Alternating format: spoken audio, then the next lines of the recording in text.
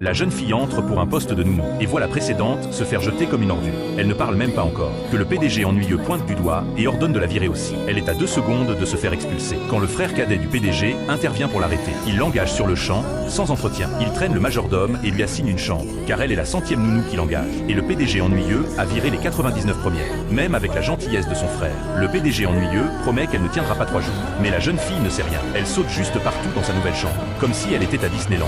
Elle joue avec les peluches, tandis que le majordome porte ses valises dehors, laissant seulement un peu de chance derrière lui. La fille reste figée un instant, mais elle est fauchée, donc un gros salaire lui suffit. Bientôt, le frère du PDG arrive avec la mission numéro 1, massager la jambe blessée du PDG. Réussir rapporte 10 000 immédiatement. La fille se détend et se vante: je viens d'une famille de ma sœur. Mais le frère reçoit un appel. Le père crie de ne pas perdre son temps avec son frère. Le frère panique et nie tout. La fille est stupéfaite. Comment s'occuper du PDG peut-il être une perte de temps? Elle n'a clairement aucune idée de l'ampleur du chaos dans cette famille. Mais elle se reprend vite et convoque le PDG avec un cri littéralement sonique. Le son secoue toute la villa. Le PDG ennuyeux frissonne. Il entend qu'elle vient masser sa jambe et commence immédiatement à chercher un endroit pour se cacher. La fille cherche pendant 2 heures d'affilée, transformant le manoir entier en jeu de chat et souris. Elle inspecte chaque recoin, pas de PDG. Le PDG croit enfin être en sécurité, jusqu'à ce qu'elle l'aperçoive soudain. L'homme réagit comme s'il avait vu un fantôme et file dans l'ascenseur. Il scannait chaque caméra, mais la fille finit par apparaître juste devant lui, en souriant. C'est l'heure du massage. Le PDG l'ignore et s'éloigne en fauteuil roulant, mais elle le saisit et retire la batterie. Le fauteuil est mort.